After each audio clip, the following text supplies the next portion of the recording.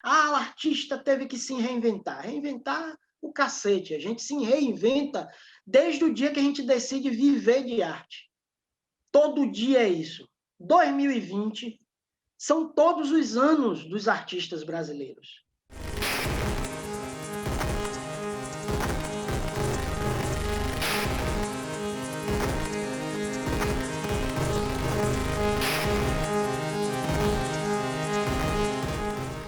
Alô, amigos e amigas do Teatro Vila Velha. Estamos mais uma vez aqui no Cabaré dos Novos. O prédio do teatro permanece fechado durante a pandemia do Covid-19, mas a equipe do Vila e a Companhia Teatro dos Novos continuam trabalhando na produção de novos conteúdos e resgate de acervo audiovisual de uma história de 56 anos do Teatro Vila Velha na cidade de Salvador. A série O Contra-Ataque quer conversar com artistas de todo o Brasil sobre a situação política no país nesse momento. O Brasil vive um momento grave com o ressurgimento do fascismo em diversos setores da sociedade e em altas instâncias de poder. A nossa pergunta é: qual é o papel da comunidade artística no contra-ataque? Nesta terceira temporada, vamos conversar somente com artistas baianos. A temporada faz parte do projeto Cassaus Picasso Neruda, os três Pablos guerreiros contra o dragão da maldade. Hoje nós vamos conversar com o ator e diretor do Teatro Popular de Ilhéus, Romualdo Lisboa. Alô, Romualdo, seja bem-vindo ao Teatro Vila Velha, bem-vindo ao Vila Virtual. Olá, prazer estar aqui. Tenho acompanhado o Contra-Ataque e estou muito feliz de estar aqui. Vamos bater um papo super bacana. Grupos identitários, partidos de oposição, movimentos sociais têm se organizado para fazer uma resistência, né? E aí a nossa pergunta aqui: qual é o papel da comunidade artística e dos artistas nesse contra-ataque?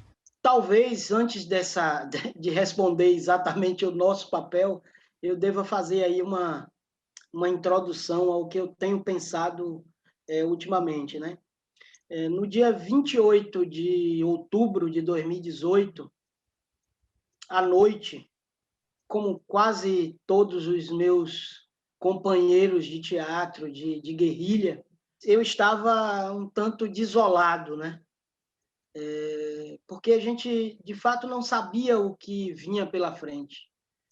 Até ali, até o momento do dia 28 de outubro de 2018, a gente tinha muita gente gritando, né?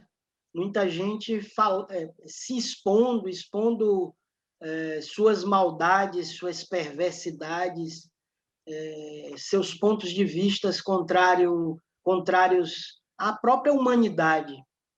Mas, depois do resultado final, meu filho, que mora numa cidade bem pequena do Paraná, ele me ligou, ele estuda lá na Universidade Federal, e ele me ligou e disse: velho, quando saiu o resultado, tinha uma carreata aqui na frente de casa, com um bando de gente com armas na mão, dando tiro para cima, mataram um cachorro aqui na rua e gritando. E eu disse para ele: Juan, fica dentro de casa, bicho, não sai de casa.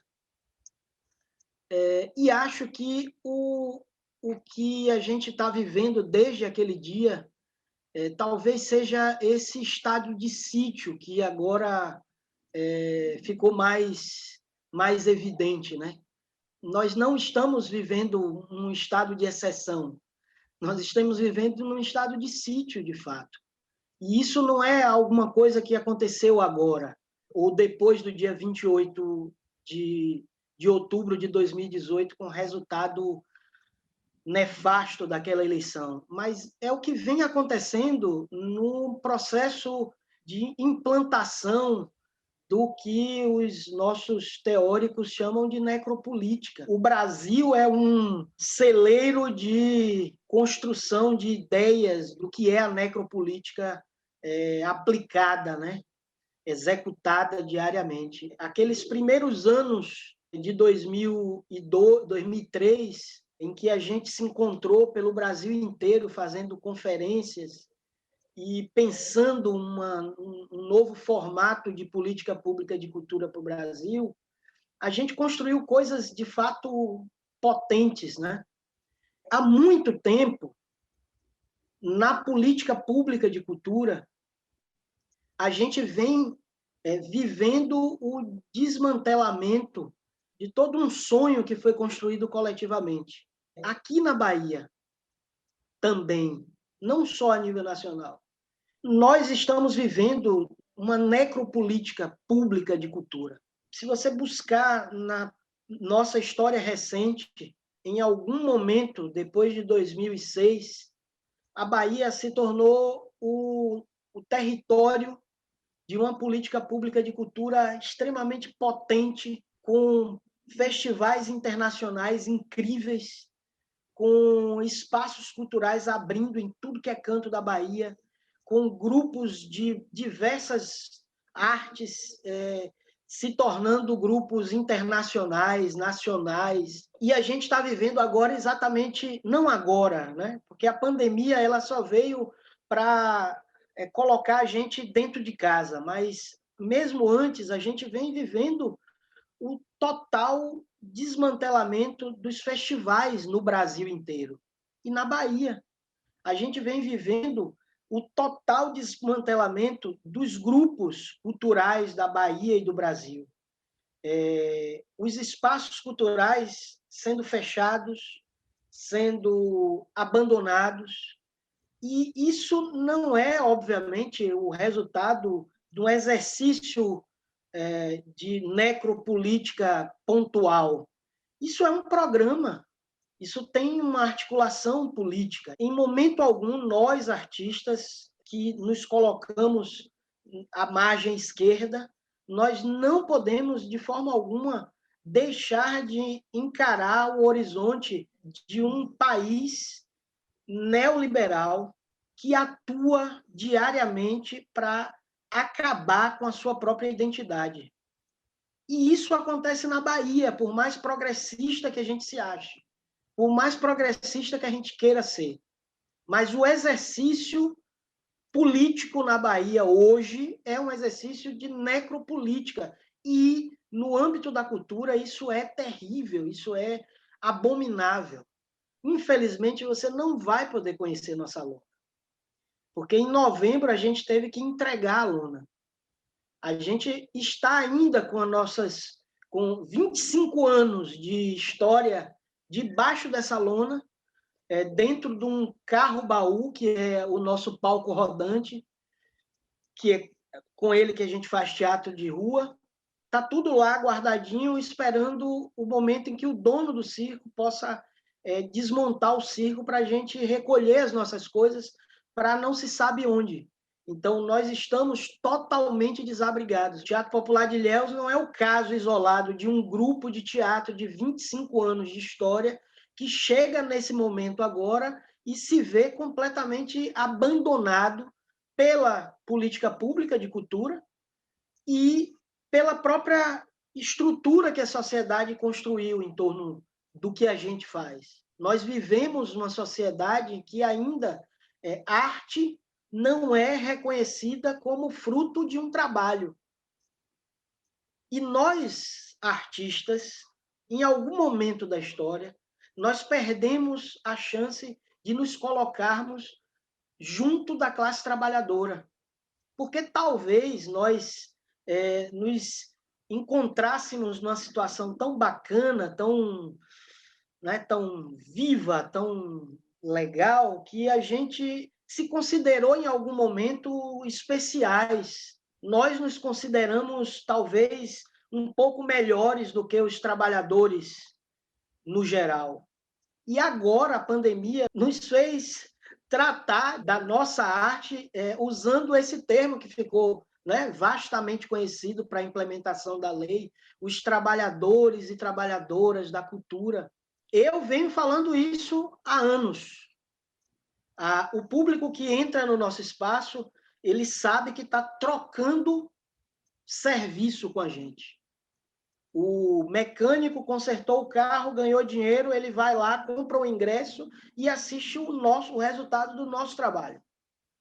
Então, a gente está brigando por isso há muitos anos. Infelizmente, no geral, nós resolvemos lutar uns contra os outros para ganhar os editais, para ter o projeto aprovado no edital esse ou aquele, e esquecemos de nos organizarmos enquanto classe trabalhadora do Brasil. E isso é um reflexo. Acho que o contra-ataque da gente agora, ele precisa ser no campo do trabalho. A gente sempre fez isso, né? A gente sempre trabalhou muito, mas a gente precisa agora colocar os pés no chão, sair daquele pedestal e colocar os pés no chão e nos aliarmos aos caminhoneiros, aos mecânicos, aos médicos, aos enfermeiros, à classe trabalhadora brasileira. Nós não somos diferentes em absolutamente nada do que qualquer trabalhador brasileiro. E, infelizmente, o nosso trabalho não faz parte da mesa do trabalhador comum. As pessoas não se reúnem à mesa para definir o orçamento e incluir que, nesse mês, olha, a gente vai deixar aqui uma grana para ir ao teatro. Isso não existe, porque nós nos afastamos da sociedade. Nós nos colocamos num lugar especial. E eu acho que a pandemia, a ascensão do fascismo, não só no Brasil, na América Latina como um todo, ela só vem demonstrar que nós precisamos nos organizar enquanto classe trabalhadora. Isso que eu acho que é fundamental. Você estava falando aí de uma organização entre nós, mas existe uma diversidade muito grande, né, na comunidade artística, de linguagens, de pensamentos e de posicionamentos políticos. Como é que você acha que pode se dar uma organização nesse sentido? Se é preciso ter essa compreensão do fazer artístico como força de trabalho, qual é a relação que a gente pode estabelecer, portanto, com o Estado a partir dessa compreensão? Como é que fica dividida a responsabilidade pela manutenção do fazer artístico no Brasil entre subvenção estatal e bilheteria? Como é que você pensa essas relações e como é que a gente consegue chegar a um diálogo entre a comunidade artística? Eu venho de um período longo em que a gente se juntava em conferências, seminários, e aí aqui na Bahia a gente fez conferências setoriais, conferências em territórios de identidade diferentes, e juntando todo mundo, juntando todas as classes, todas as linguagens artísticas, na tentativa de pensar política pública. E eu acho que esse exercício aqui na Bahia, ele teve um resultado, é óbvio que ele está impresso na relação legal que se construiu entre o Estado e a política das artes e da cultura de um modo geral. E acho que o caminho ele passa pela superação da política de editais. Eu entendo que nós construímos, em algum momento, uma ideia de política pública que pretendia estar além da política de editais. Mas, infelizmente, o exercício do poder, tanto a nível nacional quanto a nível estadual, e aí alguns municípios como o nosso aqui, isso também é o caso, o exercício do poder ele não permitiu que a gente avançasse na política pública para sair desse estágio em que a gente permanece até hoje. Então, nós não estamos vivendo um processo de política pública de cultura na Bahia. A gente vive uma política de edital. Você tem, talvez, 2 programas da Secretaria de Cultura do Estado que são, talvez, um embrião de uma política pública de cultura, que é o Programa de Apoio a Ações Continuadas de Instituição Cultural e os eventos calendarizados. Talvez aquele outro lá que financia grupos, né, grupos e coletivos por mais de 2 anos. Então, esses são embriões do que poderia ser uma política pública de cultura na Bahia, mas que a gente efetivamente não colocou em prática. Nós, artistas baianos, vivemos brigando para que se lancem os editais públicos, para que a gente se degladie concorrendo a pouquíssimo recurso para ter o nosso projeto em curso. E aí, os grupos vão se acabando, os artistas vão buscando outras alternativas de sobrevivência, porque o recurso é finito e somente 10 projetos vão ser aprovados, 100 projetos vão ser aprovados, e os outros 1.000 projetos? E os outros 5.000 artistas que ficaram de fora?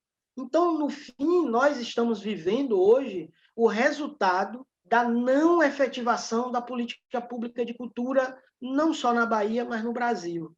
Porque nós paramos na política de editais e sofremos com isso. E nos tornamos os nossos próprios algozes nisso.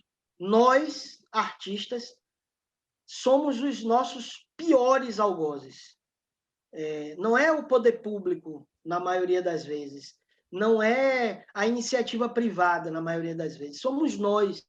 Nós que brigamos porque o projeto de fulano foi aprovado e o meu não foi. Por quê?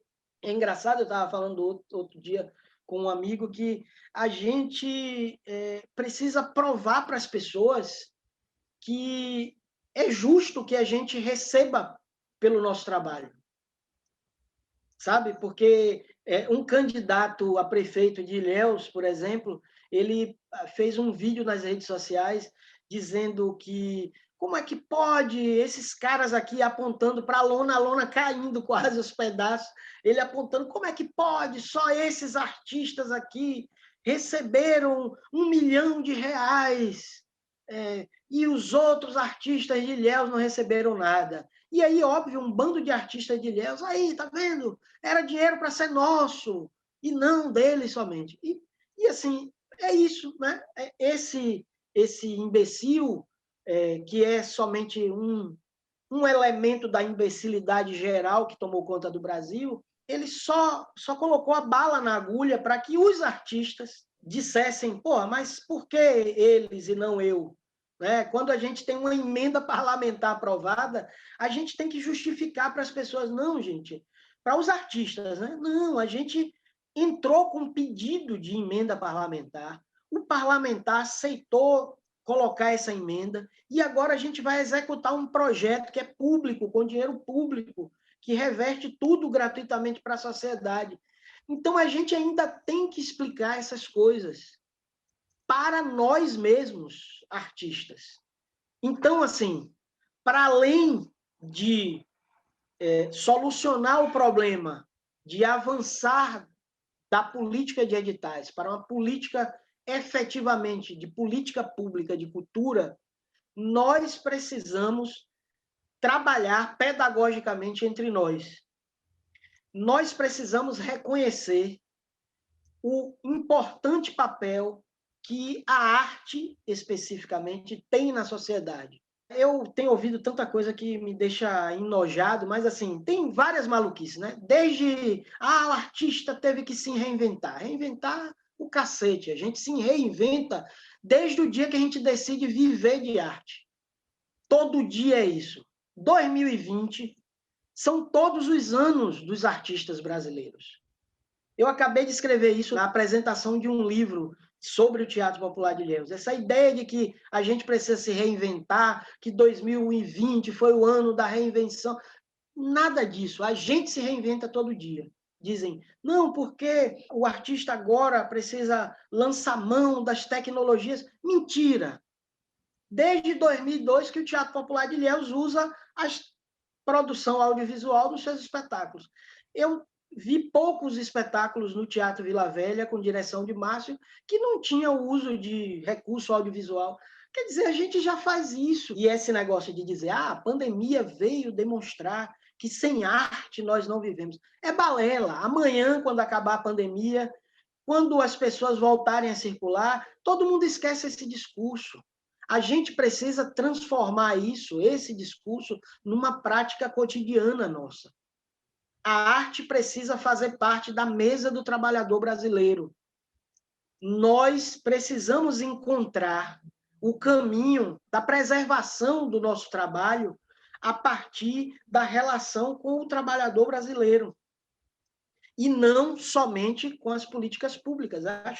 Acho que o Estado tem um dever fundamental, constitucional, que precisa ser aplicado, que não está sendo aplicado, que, na real, a gente vive de migalhas, a gente vive do que sobra, né? A gente tem um governador do estado da Bahia que é teoricamente progressista em vários campos, mas na área da cultura ele é o cara que corta tudo.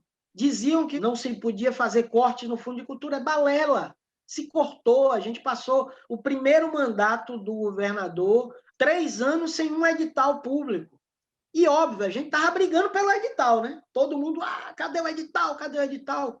Quando a gente devia, na verdade, lutar para que a Secretaria de Cultura fosse fortalecida, que tivesse orçamento. Então, a gente estava brigando com o pires na mão para aquela migalhinha que ia cair ali. Nós perdemos essas oportunidades, sabe? De fazer, de fato, a revolução, de transformar, de fato. Porque tem isso, bicho. Miguel, a gente come, a gente paga a conta, a gente precisa viver. A necropolítica que está em curso no Brasil, ela não nos dá a possibilidade de viver. A gente tem que lutar diariamente para sobreviver. A nossa vida, de fato, está na mão do Estado, está na mão das grandes corporações.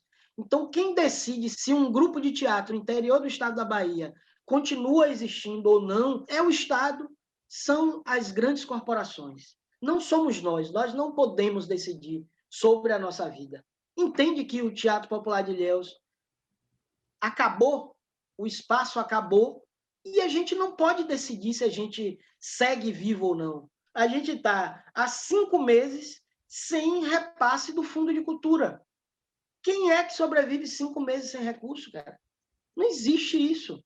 Não é só o Teatro Popular de Ilhéus, o Teatro Popular de Ilhéus, o Vila Velha e todas as outras instituições. Como é que a gente sobrevive? Então, os caras estão criando, eles encontraram uma forma de matar a gente. Quem define sobre a nossa vida está no gabinete, sentado, definindo o que é que financia de cultura no país. É de lascar. Você falou aí de uma pedagogia interna para a comunidade artística, né?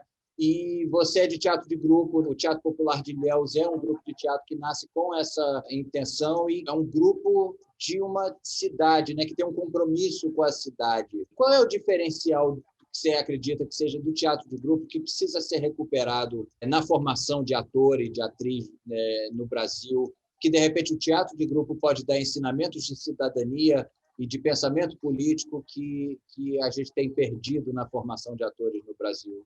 O sucateamento da cultura no Brasil, que é um projeto, obviamente, porque não há espaço, por exemplo, para teatro de grupo na indústria cultural. É oposto, são opostos, completamente opostos. E não se atraem. Porque o mercado, ele dita algumas regras que o teatro de grupo, obviamente, para ser teatro de grupo, ele não consegue se adaptar a elas. É uma escolha penosa. Vai ser difícil você viver de teatro de grupo. Então, por isso que você vê, obviamente, os grupos se acabam, as pessoas vão administrar suas próprias carreiras e tal. O sucateamento da política pública brasileira, esse projeto, ele vai minando os grupos em várias instâncias, né? Note que a gente circulava muito pelo Brasil em festivais. A gente circulava porque tinha financiamento para isso.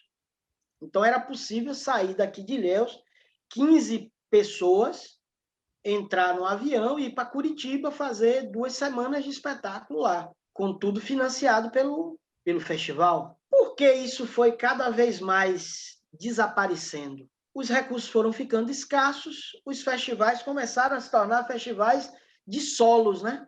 Não sei se você já percebeu isso, mas você olha a programação dos últimos anos dos grandes festivais do Brasil, metade dos espetáculos são solos, no máximo 2 atores.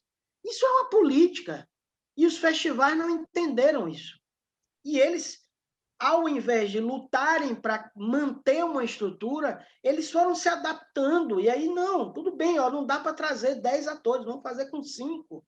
Fazer teatro de grupo implica exatamente em ter um olhar atento para tudo isso e buscar alternativas contrárias a isso.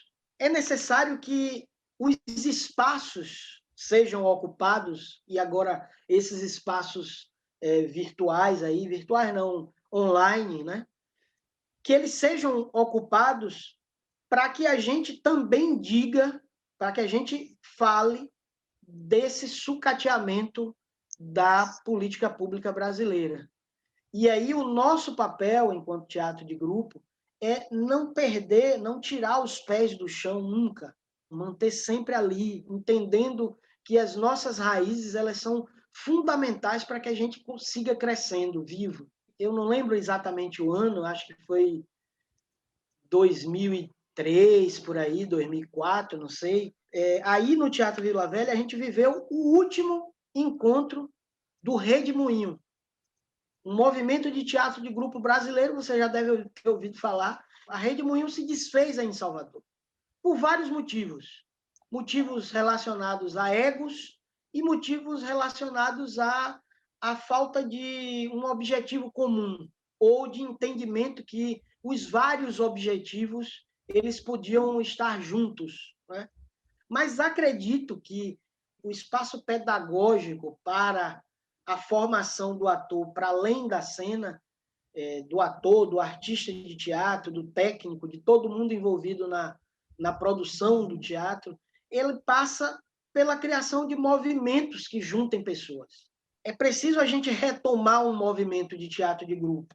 A gente está fazendo uma coisa assim meio louca por conta da pandemia, mas a gente está fazendo isso. Tem um movimento chamado Pavio, que é sabe, é um oásis. Ele reúne grupos de teatro de grupo de todo o Nordeste e tem feito um diálogo super bacana. Primeiro com a interferência nas eleições municipais, fechou com alguns candidatos a vereador, criou um diálogo, criou uma carta potente para que esses vereadores atuem com um olhar direcionado para o teatro em seus municípios. Acho que esse universo pedagógico ele precisa ser construído exatamente a partir desses movimentos. E a diversidade, Miguel, que você falava, ela não deve ser tomada como um empecilho, ela deve ser tomada como uma potência. Quanto mais diverso o movimento mais potente ele vai ser. Então, acho que o caminho vai ser esse. Nós vamos ter que nos reagrupar. Inevitavelmente, o teatro de grupo no Brasil vai ter que se reagrupar, se tornar movimento de novo, para que a gente retome as conquistas que ficaram para trás. E lutar contra o fascismo, contra essa excrescência que tomou conta do país, eu acho que é uma tarefa nossa agora, urgente. É pouco provável que um espetáculo nosso ele aconteça sem levar em consideração tudo isso que a gente está vivendo. As pessoas sufocadas, morrendo sufocadas sem oxigênio nas filas por uma UTI. A falta de atitude do Ministério da Saúde com relação a tudo, a vacina, a tudo, a falta de organização para o Plano Nacional de Vacinação. Cara, tudo isso bate direto em nosso trabalho. Tudo isso bate direto na nossa história. Entender cultura de forma ampla, como parte desse processo todo, que inclui saúde, educação, saneamento básico, é fundamental. A gente não pode perder a perspectiva de que a pandemia avançou no Brasil porque nós precisamos mais de cultura. O problema do avanço da pandemia no Brasil é um problema cultural. Nós não conseguimos convencer as pessoas a serem mais humanas, a respeitar as outras. Eu, na fila do supermercado, um dia, eu pedi para o rapaz ficar um pouco mais afastado, seguindo a marcação ali. Ele se irritou. E a companheira dele olhou para mim, tirou a máscara e disse: então você devia ficar em casa. Sabe? Então, essa sociedade que a gente criou, ela tem um problema cultural. E nosso papel como artista é ajudar a resolver isso. Nós precisamos formar não só atores, técnicos na nossa área, nós precisamos formar cidadãos que entendam a humanidade como o nosso bem maior. Esse é o papel da arte para mim.